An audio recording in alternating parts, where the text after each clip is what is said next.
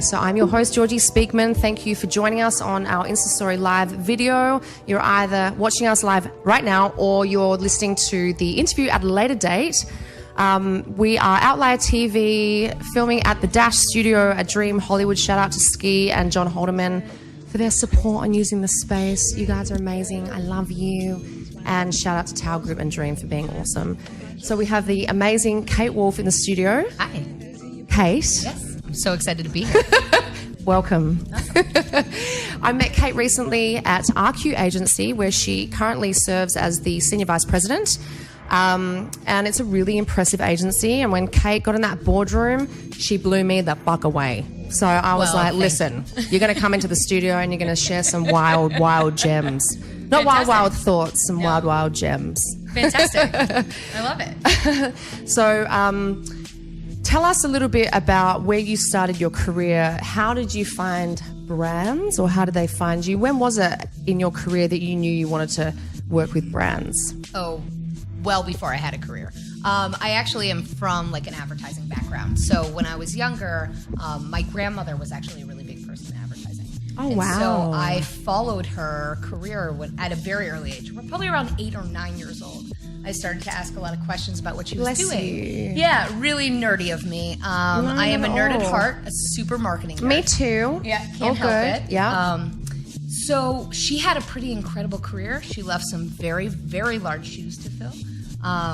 And ended up actually being inducted into the Hall of Fame for advertising. So she ended up being a really big... So she's like a real legend. Yeah. And it was amazing. Her name's Janet L. Wolff. And she started some of the bigger agencies that are still around right now. But she was the first female president in advertising, which is amazing. Yeah. Shout out to Mom. I know, Grandma, right? She's amazing. Yeah, she what passed a away a legend. few years ago, but not before I had the unbelievable ability to film her and ask her a lot of questions. And she wore these, I'll never forget, these amazing Florida pants, short suits. I don't know if you ever, just like matching, basically like adult PJs that were out for public use. And I remember thinking, like, even now I envy your style. But she was incredible, and she really paved the way and definitely got me hooked in advertising pretty early on. So then I kind of followed that path. I knew that's where I wanted to be, and I ended up going to university. I went to Boston University. Yes. Specifically for marketing and actually for copywriting. So I actually started as a creative early on in my career. Then 2008 happened. And mid-level creatives were a dime a dozen. So I had to kind of rejigger how I was viewing advertising, what I wanted to do. And I ended up in the account side, which I found really interesting. It's really, people give account a bad name because, you end up being the bad guy. Very important role. Yes, it is. Yeah. But, I got Overseeing to see all the pieces. Yeah, exactly. And that is actually all the sitting departments. at the top of the prong of the umbrella. And so I ended up going to college specifically for that, and then doing a whole slew of traditional marketing. So I was at Publicis and Omnicom, and then Publicis again, and then Omnicom again. And after a while, I just got tired of that Old school, machine. traditional, sure thing. And I was lucky. I got to do all of the big things. I remember the one thing I wanted to check off the box was Super Bowl. And the second I did that, I was like, and scene. Out. That's what I was, and scene. And scene. I feel yes. That's it. Yeah. What a great journey. Yeah, and it's great. And then I ended up at RQ, which, for those that don't know what RQ is, it's a relationship marketing agency, which is a little bit different than influencer, which is a terrible term that we're constantly trying to... Which I referenced in hashtag earlier when I was... So just ignore all of that. Yeah. Well, no, here's the problem with influencer. It's a term that's colloquial. People know what it means just by... The problem is it has all this additional context that's now been attached to it. And so it's such a weighted term. Like, if only we could find... And that's one of the things that I'm set out to do. So anybody listening to this, please call me if you have any good ideas. I have been racking my brain for years. But how do we redefine that to take the stigma out of it? Because that's what's happened as the marketing landscape evolved. It became stigmatized with this kind of paid-to-play model or this like millennial orientation or whatever that might be. But if you actually distill it down to what it is, it's about how human beings connect and why. And that is what drew me out of traditional and into this relationship space, because it's fascinating when you think about the psychology and chemical mapping of our brains and how people connect. And applying that back to marketing is really where my hobby and my passion is going, because I find that at the end of the day, we're all people. And even if we're in advertising and marketing, you're trying to connect to human beings. So distilling it down to like how humans connect is really where I see the world going and where marketing. You can see why I want to interview her and why I'm interviewing her, right? She's always very, very smart, well abreast. I want to rewind for a second and explore at what point in time, what year was it in your experience that brands started having a more genuine conversation? Because we saw influencers obviously meant a lot of different things to a lot of different people and industries and genres and all that kind of stuff, and countries, by the way, because some countries are ahead of others and others are behind, obviously. So, you know, there was that explosion of the back-end algorithm pay-for-play model. Yep. Then there was the sort of evolution of the whole experiential play. But when did and high touch stuff? Yeah. What was it? At what point in time in your career did you really notice a pivot, or was it just sort of a gradual shift? Well, I think it's there were definitely some points where things kind of shifted. I think actually, influencers have always been around, right? But the rise of social media has really democratized the landscape of marketing. I always say that you used to have brands that sat in a tower. And then you have people, and brands sat at a tower and had a megaphone and yelled down their message. And so you couldn't communicate. There was too much distance between you. And then in 2005, I think that's really the moment with Facebook, because it was the first time with interested in, for those to date everybody, for when you first put interested in. It was I wasn't the first born time, then. Yeah. No, you don't look it. Super jealous. But, you know, it looked like, you know, people could, that was the first time that you could add something where you were trying to connect beyond just putting things out there for the world to see. So instead of being almost like a splash page, right, where you just put all of your content out there, it was the first time you were saying, this is what I'm looking for, come find me. And that really started, I think that was probably the catalyst for the shift. But over time, so you're talking 2005, and over time, you can see it now in 2018, you have brands that are becoming more human, and you have humans becoming more brand. And that kind of changes the way we market and talk to each other. Right. Because it equalizes the whole landscape. 100%. Yeah. And you know, there's these great old school sayings in marketing which are like, content is king, whatever that means. Right. And I always default to those because you have to go back to engagement. Like, content drives engagement, but engagement has to be king. And so because it's about connecting, right? And so when this happened in the landscape, you basically equaled out the voice, and by doing so, created a conversation of equal footing. And that really has changed the way brands have to operate. You have them doing things like coming up with their look, tone, and feel, having their own vernacular. Like, these are all things that are human. They're personifying themselves in a real way. And then look at people. Like, every person that you meet that's on social media has what we call a brand me. This is essentially who I am as a public figure. Like, even my grandmother, like, thinking about, like, my mother's mother, or even my parents, they put out what they want the world to see. It's hyper curated in whatever tone, their design, their aesthetic, whatever that might be. And even if it's subconscious, it's happening. So they're branding themselves. They're not going to put things, you know, I always joke, like, woke up like this. That's not a real thing, right? Like, come on. Like, but nobody is like that. I did. Right? Woke up like this. It's just not a real thing. But it is an example of, like, people kind of putting a twist on, like, what they think is their brand. And that is really, I think, when it shifted. Like, absolutely. Very good answer. This is why Very- you're here. Because very I just thorough. Love the way your brain and mind works, and your perspective on the and breadth and depth of knowledge and experience is really amazing. So, I have so many questions. In terms of disruption in the social media landscape, and this is not disruption in a good way, but like in terms of, well, it is good because it serves like people's ability to connect with their curated audiences through digital advertising, the back end of Facebook and other platforms and all that kind of stuff. Then there's people who have bought followers to scale their visibility and all those kinds of things. So what do you think about the tools that humans have to control this so-called, social connection and visibility to brands that might actually be false in some ways or manipulated by digital advertising, etc.? Like, what's the whole take on that? How do you, when you're landing on an influencer's page, whether it's somebody's Facebook fan page or an Instagram channel, and they've got 100,000 followers, what are your tools to assess how did this individual grow their audience and what's the level of engagement? Well, there's so many insight social trackers and tools. I mean, our company uses a whole list of probably that scales to about 10 all in.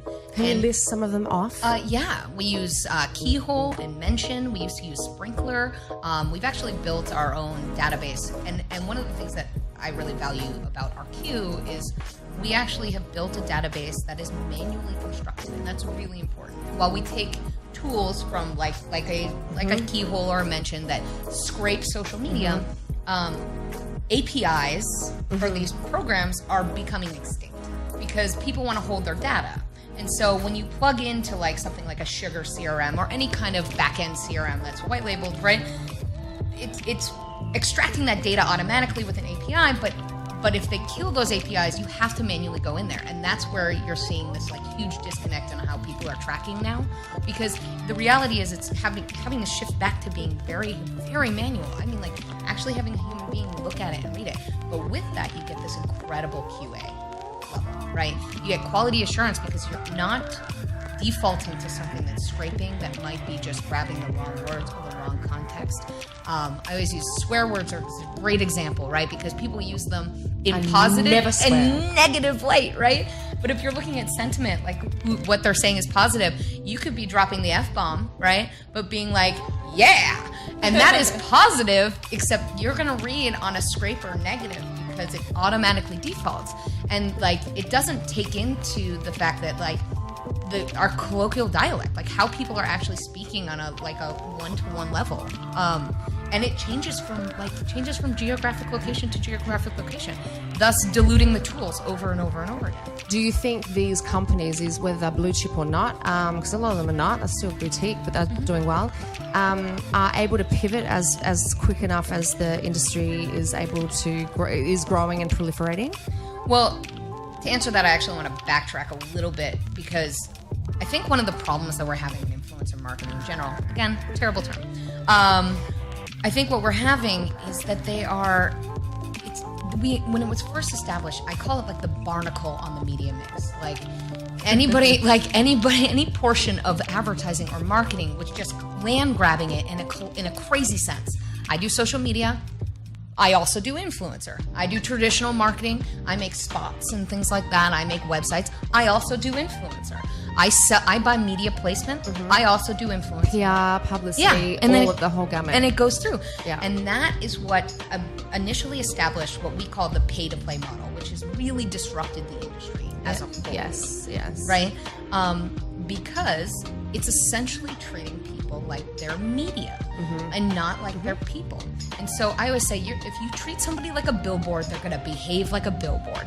They're going to cost a certain amount of money. Which is what a lot of us now see on the Instagrams of the world. We're oh. And then your money isn't going to work past the space, right? It's just the return on investment for brands and the return on investment for the influencer is low because it's not going to work past its stationary spot, right? Because again, you're treating them like a billboard, and billboards do not move. They are right where you left them. They don't have legs. Yes, they don't have legs. They don't run. I wish they did. That would make for a very different traffic experience. Can you imagine? It's it's giant, those Sunset Boulevard, and Hollywood Boulevard. Exactly. Billboards running down the street. Almost like Transformers. It would be terrifying. It's actually, yeah. There you go, there's a new film idea for your show. Write it down. I want some credit. But no, that is really what happened. Essentially, it became this diluted Band-Aid of a solution that solidified itself into how it works. And at the end of the day, it's a fundamentally flawed system because human beings are human beings. And eventually their followers, which by the way are also human beings, catch on to that and say, okay, you have two big problems. One, you have influencers not being able to sustain as a business, right? And two, you have the dilution of their authenticity, right? Because they're taking checks and they're changing their tone. And the reason why people subscribe to people, the whole reason you're listening to this podcast or this video, or seeing this video, is because you like the tone and the message. And if brands are coming in and adjusting that tone repeatedly, and different brands all the time, what is that tone and message anymore? And that is where you're getting that break in terms of followers. And that is where you get the rise of things like bots, where I need to increase my following to make my market value higher to get the right kind of money to sustain my life as an influencer. But I'm breaking the thing that keeps me of quality and keeps me of value. Right. So that's a broken system. Right. It's really interesting because we talked about this the other week in our meeting about the whole authenticity play, and it's like such an overused word, but it's like it is the word. You know, like human beings must stay within their truth. They must be remain authentic. Their story must be truthful, authentic. You know, they must stay connected to the trajectory of their whole human experience.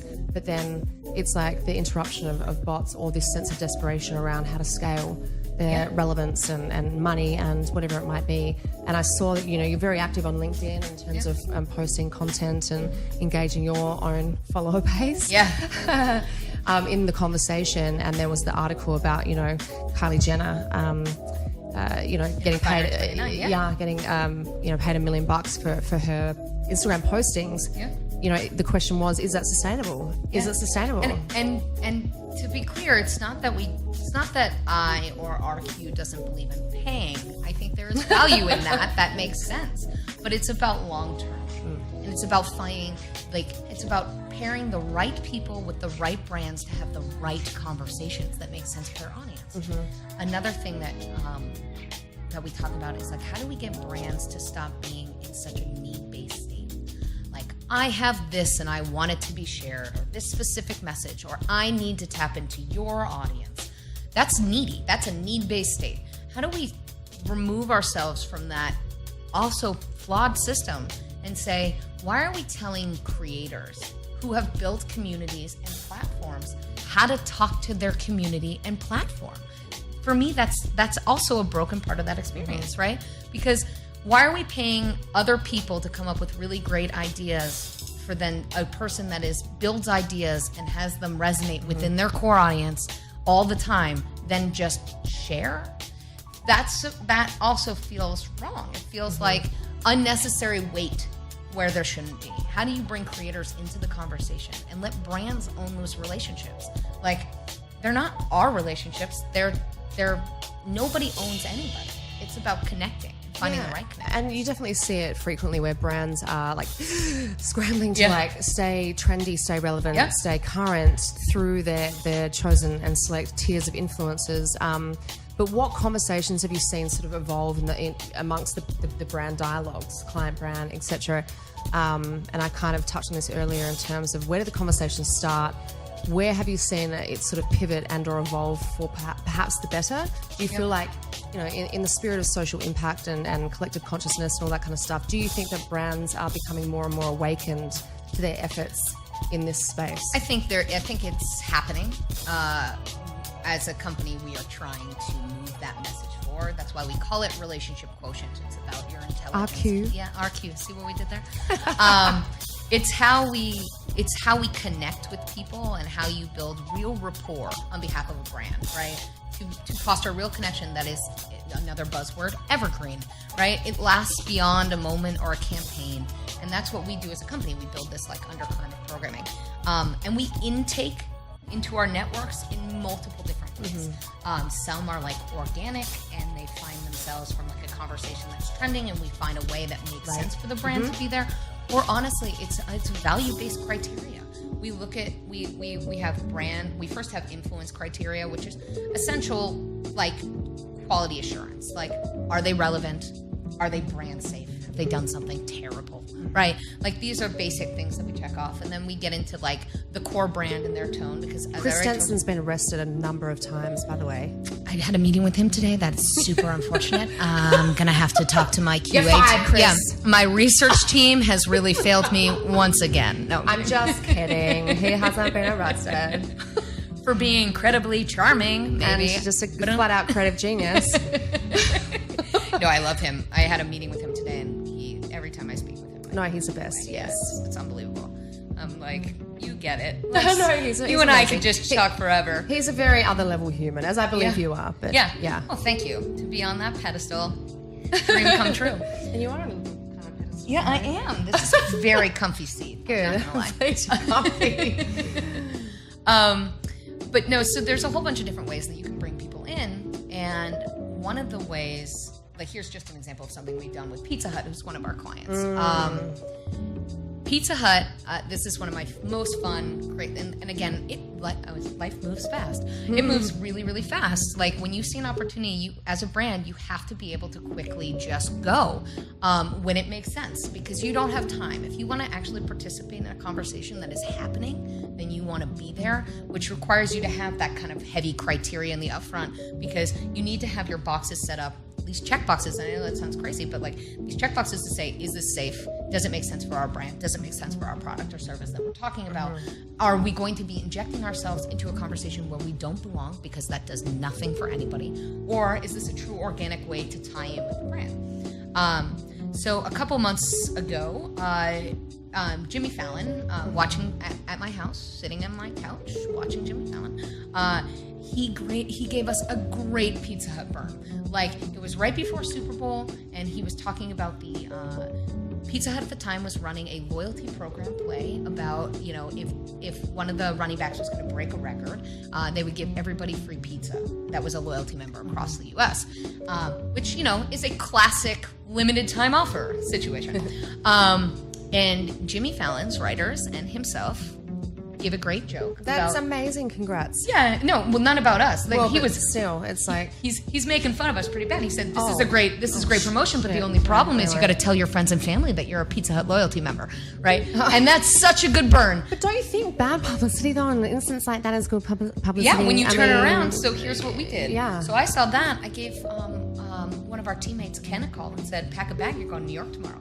He went, "What?" I was like, "You're going to New York, because there's no Pizza Huts that deliver in New York, but there are 2 expresses."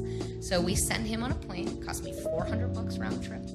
He got there. He ordered 75 pizzas or 100 pizzas, something like that, and just showed up at Jimmy Fallon's Tonight Show, dropped them off, and said, "Gift from Pizza Hut." And so very smart. So very, very smart pivot. Yes, and then the story gets better because they posted about it. Didn't cost me anything, right? They gave a great post and a shout out. Thanks for feeding our crew, right? Right. Got in touch with Jimmy Fallon directly, wrote him a thank you, like talked to him back and forth, and his team, and then we sent them what we call a PHS. So we've been doing some really fun programming with them that is retro oriented, like really great nostalgia play, because that is a very trending topic and trending kind of experience right now. I even joke that there's like nostalgia and faux-stalgia. There's like made up terms of, people are nostalgic for things they've never been a part of, faux-stalgia, and nostalgia is like Instagram. I'm going to take a digital photo and make it look super old. So like there's like this behavior that's happening that people are really into, and I think it's probably driven because fashion is cyclical, and like everything else, people are just getting back into the groove. Like, it's only a matter of time till 90s Jokers come back, and I can't wait. I have a whole bunch of them in my closet. Well, they were only in just a minute ago, but now they've disappeared again, but they'll come back. They better come back. I'll be upset. If I miss that trend, I spent too much money on them, so. Yeah. You're like, so anyway, we sent him this great kit. It looks like a giant VHS player. You open it up and it has like some swag and some good stuff in it for your in-house movie night. So we sent one to his family and he liked it. He loved it. And he wrote a thank you. And then he opened the door, so incredible for us. He wrote, "I love this so much. How do you actually become a loyalty member?" And that is all we needed, right? That is all we needed. And this is like 3 weeks after. Dave. Yes. Boom. Yeah. And so what we did was we went out. We bought him a brand new members only jacket. We had it fully decaled with his name and the Pizza Hut rewards emblem. We bought a old school cigar box, like from the 50s. We folded it perfectly in there. Amazing. We called up Artie Stars, who's the president of Pizza Hut, and had him sign a certificate Gorgeous, of loyalty. smart, beautiful. We had it framed in the back, and then we just wrote a note that said, like, tongue-in-cheek in his tonality, knowing that he would really like it, and sent it. No heads up, no nothing. And what he did was he opened it on his social media. He gave us 7 stories back to back, and he announced his lineup wearing the jacket. And that cost us less than $1,500 all in on everything, and that is invaluable because it was honest and it was real and it was an authentic, like, you know, progression of our relationship. Absolutely. And now we figure out, like, now how do we do a bigger partnership? That is an example of like how you get in a smart and strategic way. But there's a lot of PR and publicity in that, and that's also being incredibly reactive and responsive and being bright enough to be able to see and identify the opportunity and hustling to push it through, right? 100%. And so not everyone has that, but like you obviously, I mean, with your background and expertise, you were able to like make that happen. I bet the bosses of RQ were pretty happy with that Yes, result. everybody was really happy with that. That was like Christmas come July. But it was really, really fun.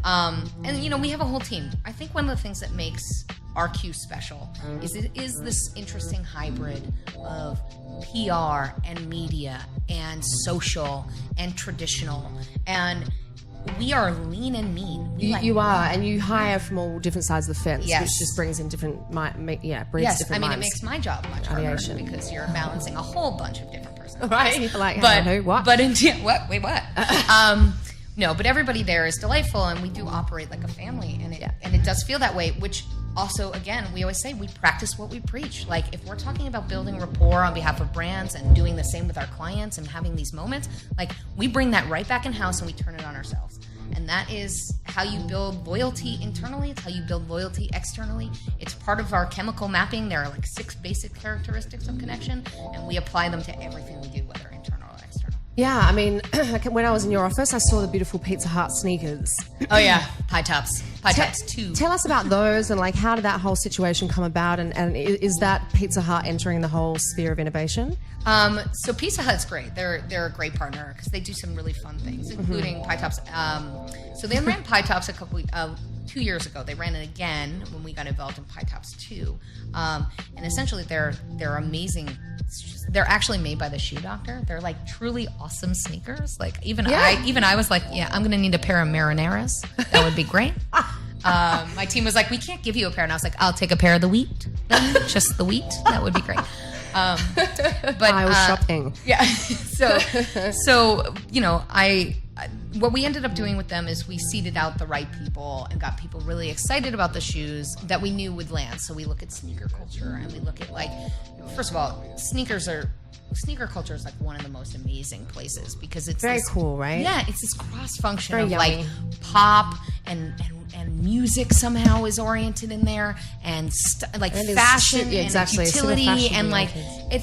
it's such an And very interesting, cool entrepreneurial adults too. Yes. You know, I love the old school. I'm a real sneaker person too, because prior in 2008, when I was giving you the background, I left some stuff out. But in 2006, I started a shoe company with my friend Bevan, and we ran that for a while, all hand painted shoes. So we got really, really into it. At some point, I had a sneaker. I mean, collection. Of course you did. Embarrassing. Yeah. Not embarrassing. The amount of That's shoes huge. I It's had very was creative and incredible. embarrassing. No, it's amazing. You can start your little museum. Yeah.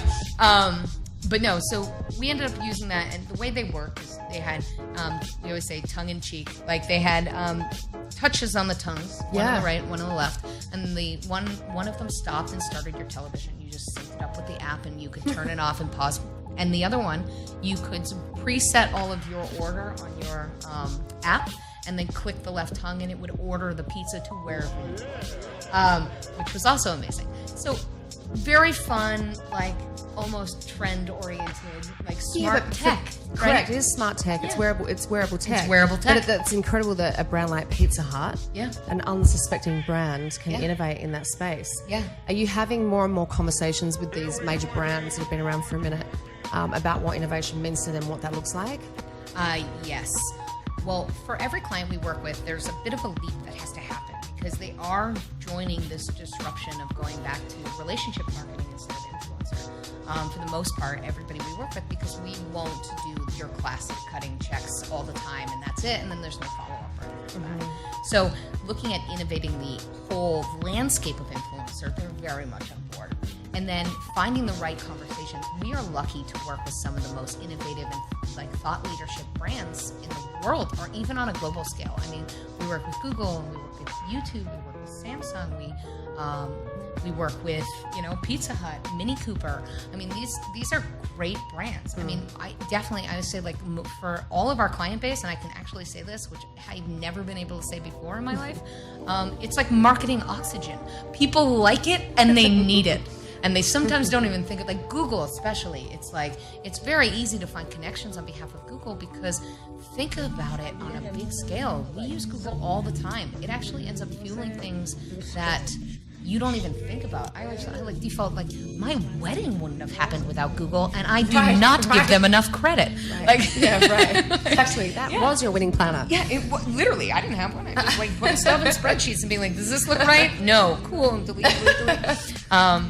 Yeah, that, it's an amazing thing. And so as they start to make more content or wherever, however that relationship manifests itself at the end of the day, in a partnership or a community, or fueling something in some way, like how do you become the catalyst to some larger purpose, all of it is innovative in some way, right? And maybe not necessarily always in a tech, like we're not always doing 3D mapping projections, though we have. Right? We are sometimes just sitting down and talking to somebody about what they genuinely care about, and how we can fuel it. And that's an interesting conversation as well. Absolutely. Are you finding that there's a difference in dialogue and depth and whatever level of discussion between the smaller boutique brands versus the big blue chips? Yeah, I actually think that it wouldn't even be that divide, because it's really hard to get people to get on board with the type of thinking that we're having right now. In terms of, it takes a leap of faith, because with relationship marketing, it's a long game. It's not a short game. And so sometimes our biggest hurdle as a company, I would say, is showing value quickly and establishing very quick wins that default to a reporting system that is traditional oriented, right? So how do you show, like we always say, qualitative is we're great at. Quantitative takes time. Right? So, like, how do I show quickly that this program works? And we have been developing that. And we've put in things in place that's where you're getting this, like, hybrid or, like, recipe of, like, a little bit of PR and a little bit of talent and finding the right things that then deliver quickly on some of those bigger numbers that they can then say, this return on investment or money spent was worth it because it performed X, Y, and Z. And that's probably our biggest hurdle right now. But we have definitely come up with really smart ways to solve it. We do strategic partnerships based on cultural moments with brands. Like, an example, we partner with Getty a lot because Nice. they are a great brand to partner with. Because they own this incredible distribution platform. Because as a company itself, they are influential in their own right. They run editorial in terms of image. People will search. So if you get the right kind of content in their space, it gets picked up for years. And so, like, that for me is like a huge win. When you have a celebrity find a photo of themselves that's watermarked Pizza Hut and tweet it out 7 months after your event, boom. Like that's crazy. Like that, like you're not paying. It's just like, I just found this incredible photo of me eating pizza. Send. I mean, we just recently went to Comic-Con with Pizza Hut. It's just another example, but Rachel Bloom from Crazy Ex-Girlfriend, who's fantastic. She loves the, like, we make what we call cultural swag. So we make really high level premium, like, apparel, but we elevate it to have some kind of cultural orientation. So for Sundance, we did Send Pizza, and we faded it, and so it made it look like it was a sweatshirt that you would wear. And then I have, Chris O'Dowd walking down the street wearing it all throughout Sundance. Like, that's a win. He's just wearing a billboard for Pizza Hut because he generally finds it comfy and it's cute. So, like, that's a huge win. And then we just did another one that just says, but first, pizza. And I love that one as well. We made, like, some fun ones that say that crust dough, which, by the way, genius. It's just, they're fun, and they're more in tune with culture than Pizza Hut has been before, and we're trying to move them into that space. So we went to Comic-Con, and we partnered with Getty, and the magic here is that when you have a smaller budget, it's really hard to find A-list big talent to talk about pizza or talk about anything, to be But let's face it, we all eat it. It's delicious and it keeps America running. Unlike, sorry, Duncan. Especially through this political season. Yeah. I mean, pizza's so good. We have like extreme self-care, slice of pizza. Like it fits into anything. It's crazy.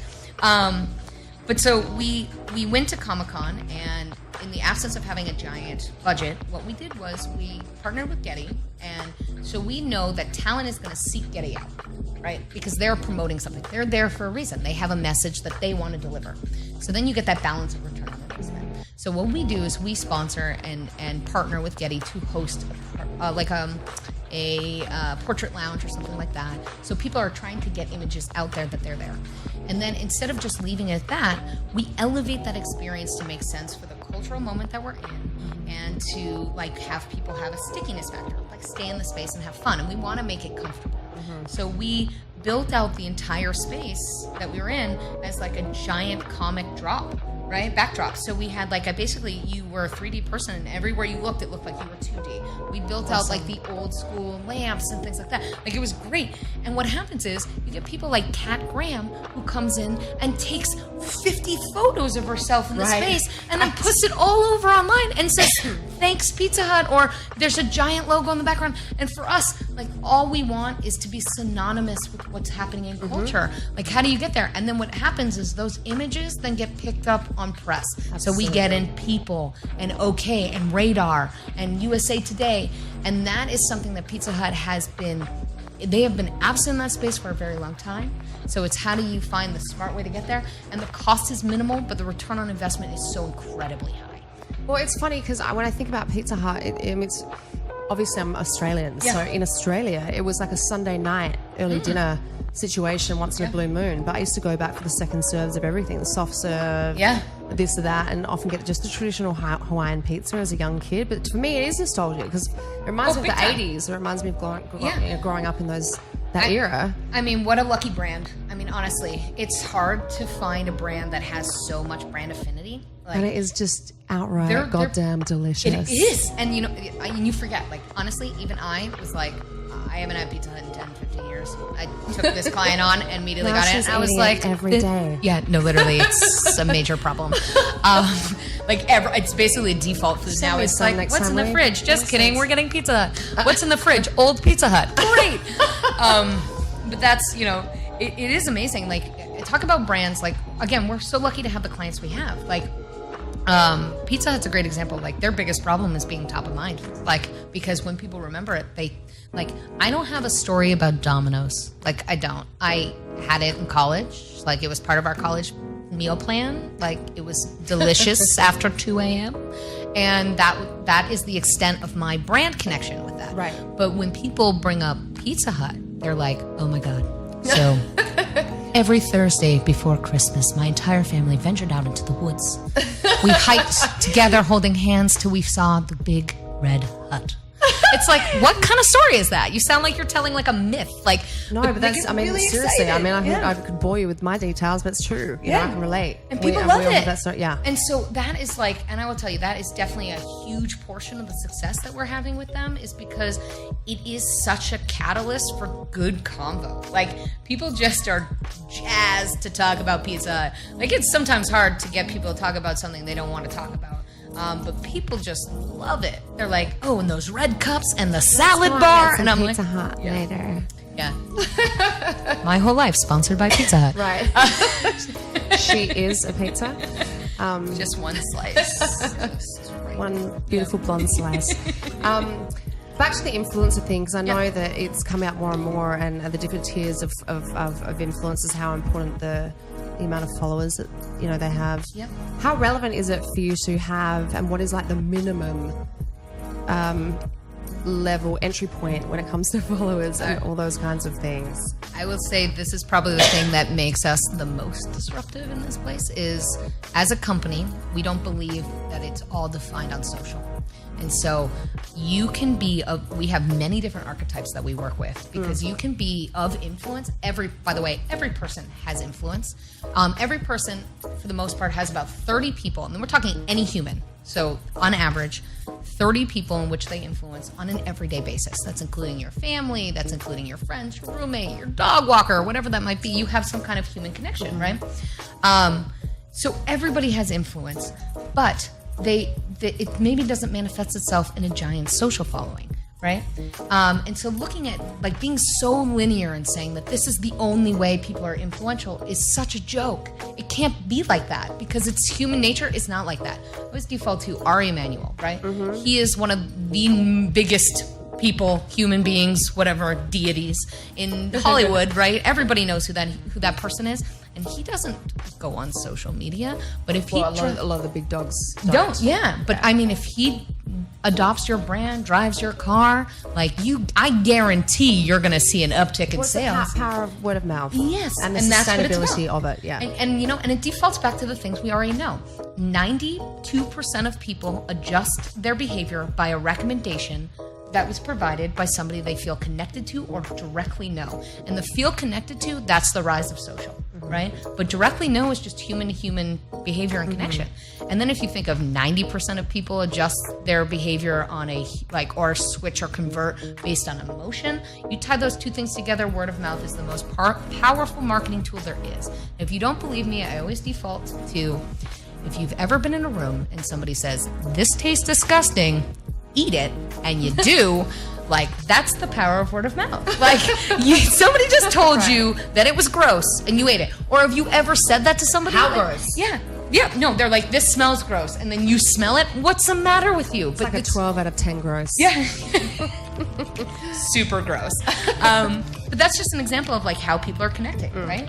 And I always think that that's probably the easiest, like, anecdote to kind of boil it down to, like, truly, like, people influence each other from multiple different ways, and it is based in the way we are mapped, like how our brains actually work, how we connect, the words we choose, the constructions in the sentences we and that's on a one-to-one level. And if you're talking about having a brand, you're personifying it, you're making that brand one, so you're still on a one-to-one level. Question about innovation and how you guys continue to innovate. Everything's changing and pivoting so fast. Yep. The industry has changed so much in the last few years since I joined it initially, and within 6 months I could from the immersion and the evolution of companies falling from the sky and different service offerings and tech platforms pivoting and all that kind of stuff. How do you guys continually stay ahead of the pulse? So it's hard to qualify, I guess, because when your landscape is ever changing, you don't know what's next. So what we try to do is, if you think about influence in its whole, like, you're identifying people, whether they have a social following or they're industry oriented or they're the assistant that keeps the books for Ari, right? Whatever that might be. That Floyd, dude, by the way, whatever. Floyd, he's the most powerful dude in Hollywood, or second most powerful dude in Hollywood, right? So if you think about, like, influence coming in all different shapes, sizes, packages, that's how you stay ahead of trends. You listen to what's happening, because how trends evolve is adoption, and how people listen is the huge part, right? So, like, if you are trying to be trend oriented, you better have your ears to the ground, because you'll hear it before it happens. And that is the truth, because if you establish, I always say, brands need to attach themselves to a pre-existing human behavior, right? Nice. That's how you win. That's really, really smart. Great advice. Yeah. That's just how you win. You can't make the behavior up. You cannot adjust somebody like that. You cannot tell them that this is the way, because you are not their mother or father, their best friend, their dog walker, like whatever that might be, right? Because your power is limited. So how do you connect on a one-to-one and change the behavior? Is listen to them and see how they're operating, and then join the conversation. Don't disrupt it. Beautiful. Hello. I mean, who are you? End of list. So words of wisdom, advice, your greatest gems. I mean, you've given, like, literally non-stop, almost an hour's worth. What advice would you have for any and all sort of, influencer out there, every sort of tier and sphere, but also brands that are looking to break in at a super green level? So I would say, we always say good apart and better together. That's kind of the mantra of good partnerships, meaning know yourself. We always say brands, part of our larger presentation is brands, know thyself, and be honest about it. Like, know your weaknesses. Treat yourself like you're on Oprah and just let it all out. Like, just be honest. Right. And if It's one of my favorite sayings, and I've heard the Naomi Wattses and others of that ilk of the world say it, like, I know what my demons are wearing in my closet, or whatever the saying is, and it's just very important to understand what your weaknesses are, and then like... Yeah, because if you're not self-aware, right? If you're not self-aware, how can you expect for people to see you, right? But then does it come down to the self-journey and self-awareness, and doesn't that then become about spirituality and the ability to understand the depth of your own humanity? Yeah, I mean, it could get that deep. I'd be happy to do another show about that, and we can dive deep. I'll do some research. I mean, like, at the end of the day, like, there's probably portions of that. I think it's about being honest. I think at the end of the day, the big takeaway for any relationship, whether it's a brand and marketing or you and your parents, it's about being real. We always say, you already said it, authenticity is a terrible term, but it's not terrible. It's just overused because of the weight that it carries. Yeah, it's like influence. Those are the two biggest words I use on an everyday basis, and unfortunately, they're so ubiquitous they have lost all meaning. You've over-researched synonyms and like of course, thesaurus no. And the whole again, shebang. Call for help. Anybody that can help me come up with a better name for influencer, by all means, you're hired. But so this is a problem, like, because like it's the same way, like, the market's been diluted, the terms of which we use have been diluted. So at the end of the day, distill it down to the most important thing, which is like, know who you are as an influencer, know your audience, because your audience is what gives you value. Like, the people that listen to you are why you are valuable. So don't alienate them. Be true to them and serve them first. And then find the right brands that amplify your existing message, and then partner with them. So you're good apart, but better together. That's beautiful. Yeah, you're welcome. Did you guys come up with that within the agency? I just kind of riffed on that one, but yes, yes. I mean, that's part of our like bigger play. I mean, it is kind of, also what's great is like, the leadership of our agency, we all have the same takeaway and we say it differently. And I think that is mirroring the fact that, like, the way people speak and the way they connect is different on a one-to-one level, right? Mm-hmm. While I could be saying the exact same message as Brian Salzman, who is the founder, or Caroline Ruddy, who is also the other founder of RQ, who have made this world in which I live, right? We all say it differently, which I find fascinating. But at the end of the way, the takeaway is the same, right? And that is an example of communication. It doesn't have to be one way; it just has to be heard. And so, it's not like it's never one way or the highway. Although people say that, but that doesn't win. Yep, that doesn't stay true to the sentiments and values of the business. Yeah, or the industry, or the audience, or the human, right? Yeah. It's like it says, marketing is cyclical, and it started with word of mouth. That's where it did. That's where it started from. Like one caveman said to the other, "This rock's better than the other one," and then they only grabbed those rocks. And then your grandmother said, "Yeah," and then oh my god, I don't have even time to go into that. So many things, some crazy advice I received from her, which absolutely would put me in jail. But that's another story.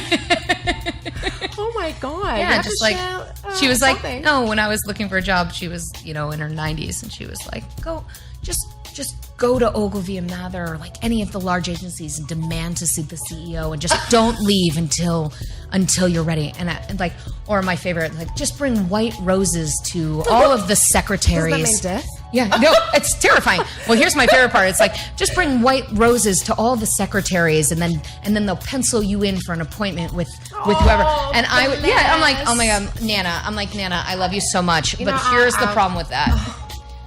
You're telling, so I'm just going to be this like creepy lesbian dropping off white roses to a job that doesn't exist, to an employee that doesn't exist, and then just not leaving the lobby. It sounds like a bad plan. I mean, when we distill it down to its actions, it sounds like jail. So, yeah, it sounds like some passive-aggressive terrorist acts. Yeah. Like, no, it's not good. I mean, this is not good. I didn't take that advice, so I'm here right now. We would have had a very different trajectory. Still alive. I'm so happy you're able to join us today. It's one day at a time. You could have one been decision. over 20 years ago. I know, really. It really could have. It would have started and ended fast. It's really sweet. That really makes my heart warm, because my grandmother was also totally wild and crazy and creative and like... Yep. you know, she was out there like that. And you know, the advice from decade to decade doesn't quite apply. No, it doesn't. But I will tell you, one of my greatest treasures is I have her original. So she was a creative, which is fantastic and fascinating in 1950s, which was unheard of for women. She ended up doing a design in Loehmann's in their store window and then getting picked up. Because she wrote it under my grandfather's name. So it's a fascinating, right? It's fascinating, but I have her book, which is truly one of my greatest treasures. It's her working book. It smells like death. It is chemicals in a way that we keep it in like 12 space Ziploc bags with like a vacuum seal and like in the back of my garage, like in a box. But when you open it, it's amazing. You just put a little bit of icy hot underneath your nose and you just open it up. But it is beautiful and it's amazing. And she's your classic grandmother. She scrapbooked everything. So I have these like incredible gems, like her offer letter, which is written on a napkin. It's like some of the most like amazing. Nostalgic. Yes. So nostalgic. You have to find a way to bring her back to life. Yeah. Oh my God. In the spirit of nostalgia. Well, I try to do that. I hope every day. Nerdy call out to my family.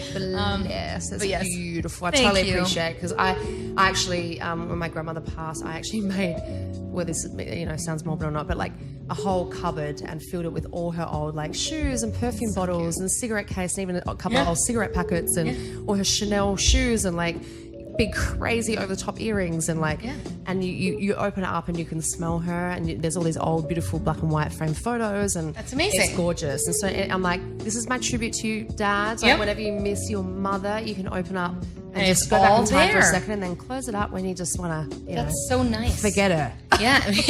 when you're done. Yeah. But no, I was lucky to have like such an influence, which really drove me. I mean, I've been pretty relentless on the marketing play for a long time. And that is 100% fueled by, what I've seen before me. And so listen to your parents and your grandparents. You'll find words of wisdom somewhere in that conversation. I mean, like, not like everything they say because you might end up in jail and your career stops really early, but like, take the gist. So thank you so much, Kate, for joining us tonight. So stoked to have you. Again, I can sit here and talk to you for another 50,000 hours. Where can people stay in touch with you socially? My Insta handle is kwolff with 2 F's 08. Do you want to spell that out? Yeah, it's KWOLF as in Frank, F as in Frank 08. And that's both at Twitter and Instagram. Awesome. We're so grateful to have you. Thanks again for listening. Perfect. Thank you, guys. It's been a thrill.